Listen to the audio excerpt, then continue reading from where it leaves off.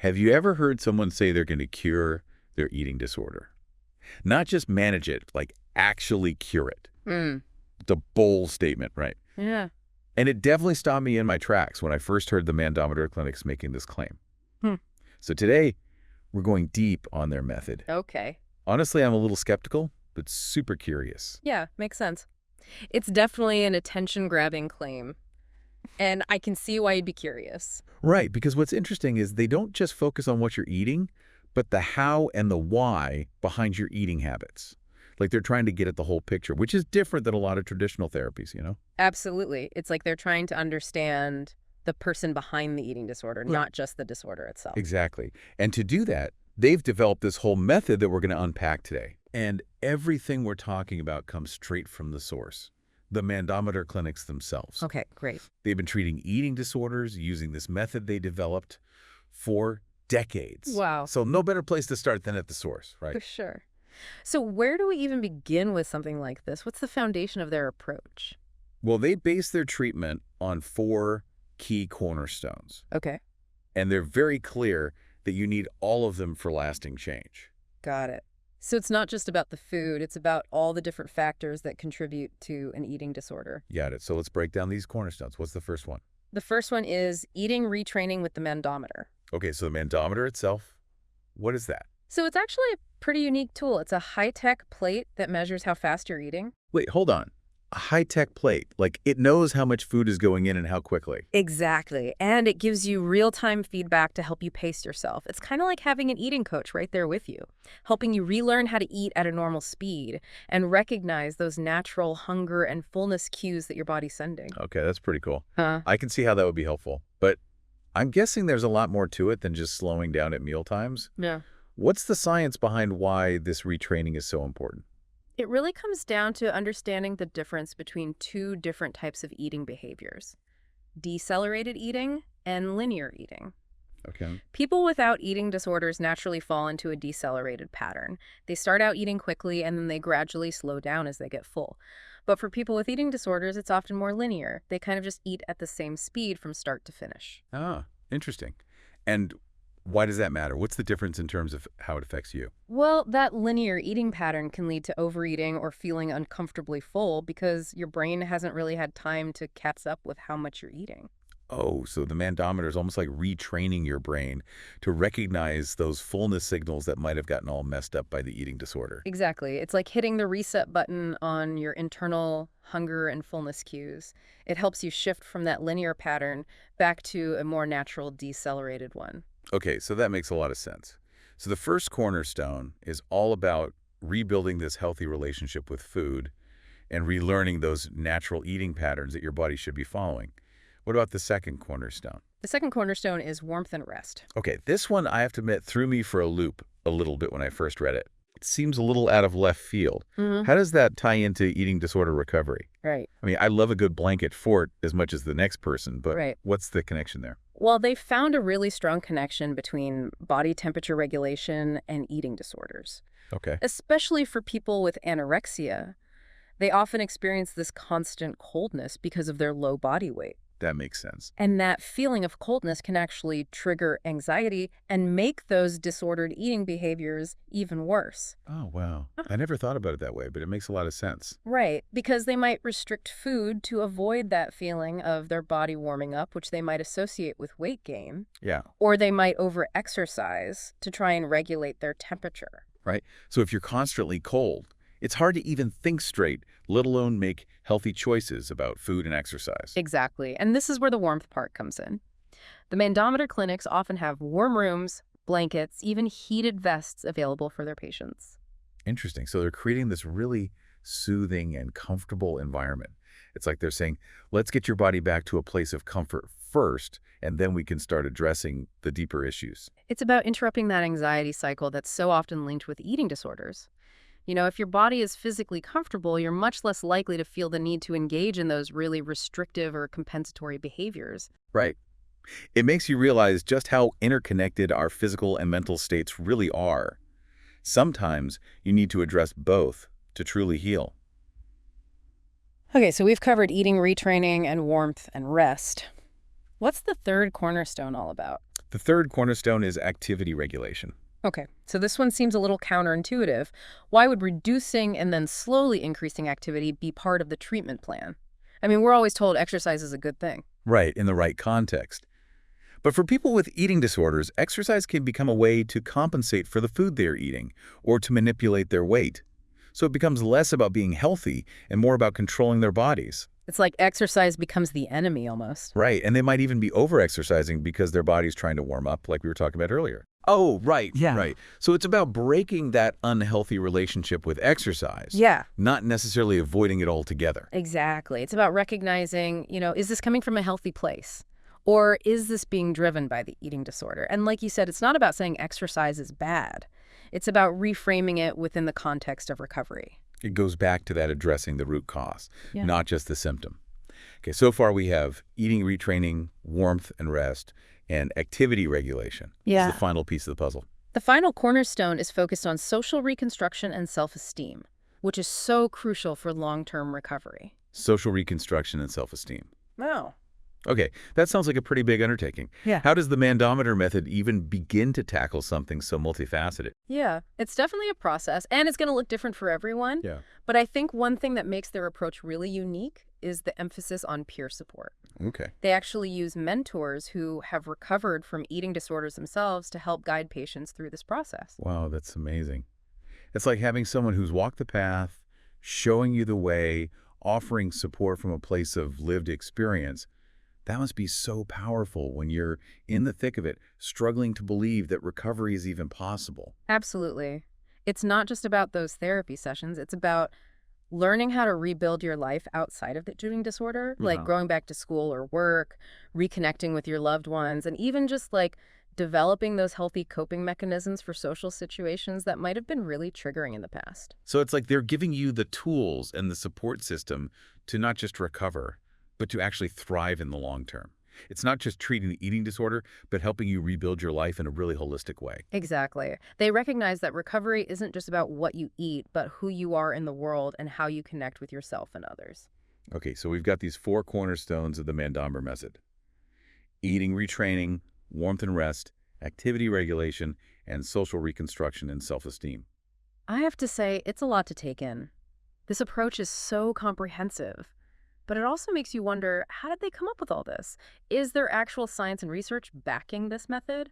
Or is it more of a philosophical approach? That's a great question. And this is where things get really interesting. The Mandometer method isn't just some feel-good philosophy. It's actually deeply rooted in scientific research. Okay, now that's what I'm talking about. I love it when there's solid research behind an approach. Like, show me the data. Tell me more about the science behind all of this. What kind of things have they discovered? Well, for starters, the Mandometer method was actually founded by researchers at the Karolinska Institute, which is a super well-respected medical university in Sweden. Wow, okay. They've been studying eating disorders for decades, and the Mandometer method is a direct result of all their findings. So this isn't just some fly-by-night treatment center. This is legit research coming out of a top medical institution. Yeah. That definitely adds some credibility, I think, to their claim. Absolutely. And their research has led to some really groundbreaking discoveries about how eating disorders actually work on a physiological level. One of the really key figures in all of this is Professor Per Soderstrom. He's been studying eating behaviors for decades. Wow. And his research focuses on how people eat, not just what they eat. So it's like the mechanics of eating, the whole process, not just focusing on food as the enemy. That's really fascinating. Hmm. I'm guessing this is where that whole eating retraining thing comes in. You got it.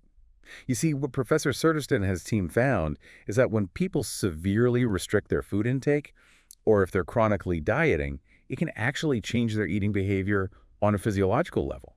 Interesting. Their bodies literally go into a different mode to cope with that lack of energy and nutrients. Right, that makes sense. Our bodies are incredibly adaptive. But how does that tie into something like that Mandometer device and retraining your eating habits? Think of it this way. Imagine you're trying to learn how to play the piano. You wouldn't expect to just sit down and play a concerto flawlessly on your first try, right? It takes practice, repetition, and feedback to train your brain and your muscles to work together.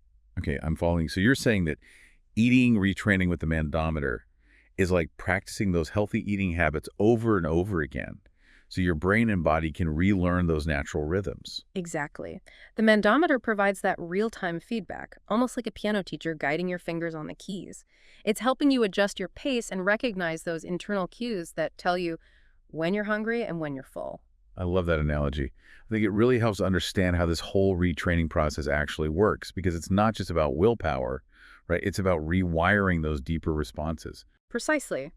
And the research backing this up is pretty compelling. In fact, the Mandometer clinics are actually involved in some ongoing research through different EU projects, like something called the Splendid program, which is focused on developing more personalized approaches to prevent and treat things like obesity and eating disorders, especially in young people. So they're not just treating patients, they're actively contributing to the greater understanding and treatment of these disorders, which is huge. Huge. Yeah, absolutely. That's really impressive. Yeah. But there's one piece of the puzzle that I'm still kind of hung up on. They talk about this idea that thoughts are driven by behavior, not the other way around. Well, what does that even mean in the context of eating disorders? Because it seems kind of backwards, right? It does. It does. It seems a little counterintuitive at first, but it's actually a really fundamental principle of their approach. And I think it really challenges the traditional way that we often think about eating disorders. Okay, I'm listening. Explain it to me like I'm 5. Okay. So imagine you have a thought, like, I'm not good enough. Now, most traditional types of therapy would focus on challenging that thought directly, like asking you to come up with evidence to prove that thought wrong, right? Right. But the Mandometer method suggests that sometimes those really negative thoughts are actually a result of our behaviors, not the root cause. So you're saying that if we change our behaviors, our thoughts will eventually catch up and change as well. That's a pretty radical concept. It is. And it has huge implications for how we approach treatment. You know, in the case of eating disorders, those really negative thoughts about body image, food, and self-worth are often fueled by the disordered eating behaviors themselves. Right. It's like that constant restriction, the binging and purging, all of it. Yeah. It creates this kind of chaotic internal environment that makes it almost impossible to think clearly and rationally about anything. Exactly. And the Mandometer method aims to break that cycle by addressing those behaviors first. Okay. So as the patient starts to eat more regularly, nourish their body, those really extreme emotions and thought patterns, they start to stabilize. So it's not about ignoring the negative thoughts, Yeah. but about creating a more stable foundation for those healthier thought patterns to emerge, which I think is a really important distinction to make. Exactly. And as the patient starts to experience success with those behavioral changes, it creates this positive feedback loop. They start to feel better physically, their anxiety lessens, and they're able to approach those really challenging thoughts and emotions from a more grounded, empowered place. It's like they're breaking free from that mental tug of war that can be so draining. Yeah. I'm really starting to see how this whole approach fits together. It's not just about food. It's about understanding the complex interplay between our bodies, our minds, and even our environments. It's about addressing the whole person, not just the eating disorder. Right. And that kind of brings us back to their claim of a cure. It's a bold statement. But when you consider just how in-depth and comprehensive their approach is, it's not entirely out of the realm of possibility. It's not just about managing symptoms. It's about addressing those underlying mechanisms that are driving those symptoms in the first place. And that makes me think about something else they said, that this method works no matter what type of eating disorder you have. What are your thoughts on that? That is a really interesting claim. And, you know, if it holds true, it could have major implications for how we understand and treat eating disorders as a whole. Because it suggests that despite all those variations and how these disorders actually show up, there might be these common threads, these shared mechanisms at play. So maybe instead of focusing on the differences between like anorexia, bulimia, and binge eating disorder, we should be looking for the similarities, like those underlying factors that contribute to their development in the first place. Exactly. Because if we can identify those common threads, it could lead to more effective treatments that are more targeted, and it could even open the door for early intervention strategies. Oh, wow. Imagine if we could identify who's at risk before an eating disorder even takes hold. That would be incredible. It would be revolutionary. And it just speaks to the importance of continued research in this field, which, like we talked about, the Mandometer clinics are very actively involved in through projects like that Splendid program, where they're exploring those more personalized approaches, particularly in young people. It's exciting to think about the potential impact of all this research. Who knows what kind of breakthroughs are on the horizon?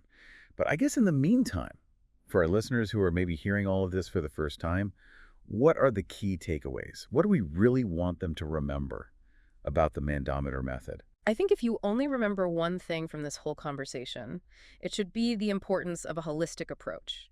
You have to address the physical, emotional, and social aspects of the eating disorder. Don't just focus on the food intake. Right. Eating disorders are complex. It's not a one-size-fits-all solution. Yeah. And the Mandometer method, with its 4 cornerstones and the emphasis on behavior change, offers one really unique approach to treatment. Exactly. And even if this particular method isn't accessible to everyone listening, there are still some really valuable lessons to be learned from their research and their approach. Absolutely. Like that idea we were talking about, that thoughts are driven by behavior, that's something we can all reflect on. It makes you Yeah. wonder how many other areas of our lives could benefit from this kind of behavior-first approach. Right. It's a powerful concept. It really is. It's about taking back control, one step at a time.